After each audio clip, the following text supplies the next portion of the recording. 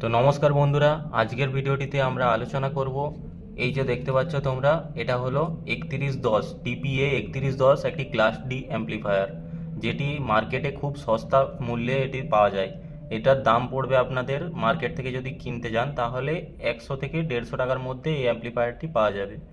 কিন্তু এই অ্যাম্প্লিফায়ারটি কিভাবে বুঝবো যে ভালো সাউন্ড নাকি খারাপ সাউন্ড, এবং এর ওয়াটই বা কত, তো এই ভিডিওর মধ্যে আমি আজকে আলোচনা করব।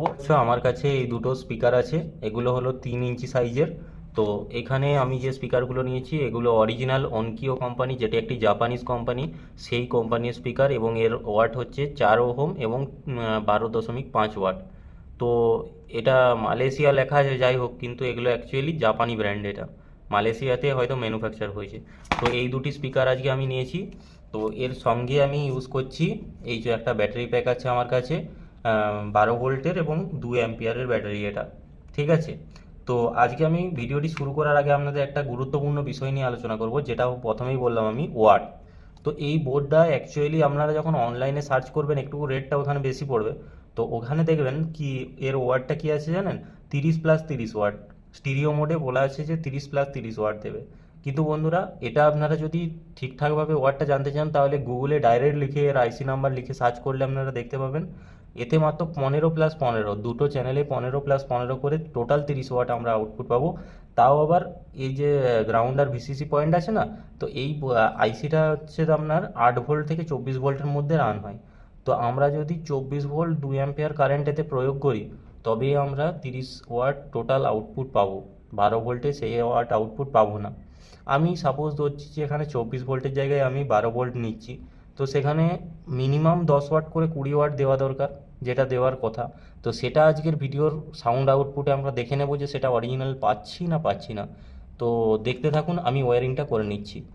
তো বন্ধুরা, এই বোর্ডটিকে আমি অডিও ইনপুট করব এই ব্লুটুথ ছোট কিটটা রয়েছে। তো এটার মাধ্যমে, এটা জাস্ট একটা কিট দেখতেই পাচ্ছেন, সোল্ডারিংটা আমি করে রেখেছি ভিডিওটা যাতে বেশি বড় না হয়। তো এই বোর্ডটিতে আমি ইউজ করব আরেকটি অন্য লিথিয়াম আয়ন ব্যাটারি, ঠিক আছে। এটা আলাদা করে আমি পাওয়ার সাপ্লাই দিচ্ছি, কারণ যাতে না বোর্ডটা সাউন্ডে কোনো ইফেক্ট পড়ে। তো আমি কি করব, প্রথমে বোর্ডটার ওয়ারিংটা আমি করে ফেলি।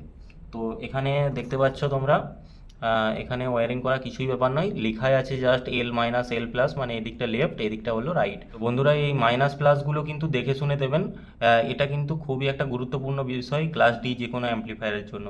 তো আমি এই যে আমার কাছে দুটো তার রয়েছে দেখতে পাচ্ছ স্পিকারগুলোর, তো এই কালো তারটা কিন্তু রেখেছি মাইনাসে, আর সাদাটা প্লাসে। তো এভাবে আমি কি করব, এতে সোল্ডার করে নেব। L+ যেটা লেখা রয়েছে, তো সেটাতে সাদা তারটা আমি সোল্ডার করে নিলাম, আর এল যে মাইনাস লেখা রয়েছে সেখানে আমি কালো তারটা সোল্ডার করে নিচ্ছি। তো ঠিক এভাবেই এই স্পিকারটাও আমি ওয়ারিং করে নেব।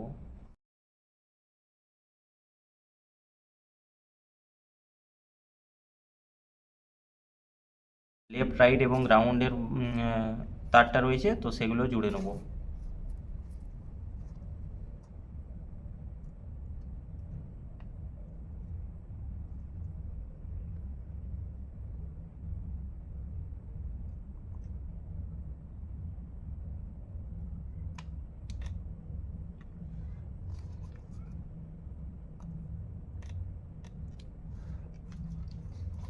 তো দেখুন, এই ব্লুটুথ পোর্টটা আমি জুড়ে নিয়েছি তারটা। তো এইবার কি করব, এইবার আমি এই মেন বোর্ডে আমি পাওয়ার সাপ্লাইটা দিয়ে দেবো। তো এই যে ব্যাটারি রয়েছে, ব্যাটারিটা আর দেখাচ্ছি না, ভিডিওর ফ্রেমে আসবে না আমার। তো ব্যাটারির পজিটিভটা পজিটিভে দেবো,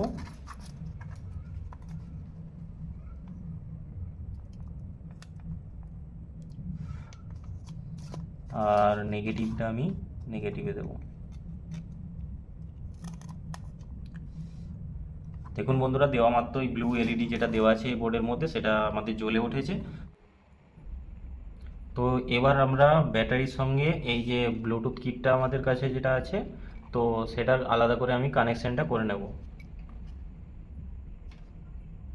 তো আমি আপাতত এখানে নেগেটিভের সঙ্গে নেগেটিভ দিচ্ছি, আর পজিটিভের সঙ্গে পজিটিভটা দিচ্ছি।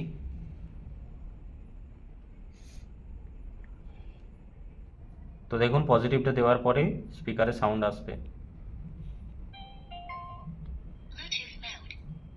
কতটা ঠিক আসতে সাউন্ডটা বুঝতে পারছেন এখন।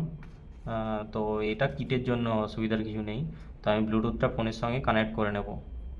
তো এখানে এটা হচ্ছে ব্লুটুথ, আমার এটা রয়েছে ডিভাইসটা কানেক্টেড হয়ে গেছে, শুনতে পেয়ে গেছেন। তো এবার আমি একটা এনসিএস আগের থেকে সার্চ করে রেখেছি, তো এখানে আমি এটা চালিয়ে দেব। দেখুন ভলিউমটা দেখতে পাচ্ছেন, ফুল করলাম ভলিউমটা। আমি একটু হাতে দেখে দিচ্ছি যাতে ফিল করতে পারেন।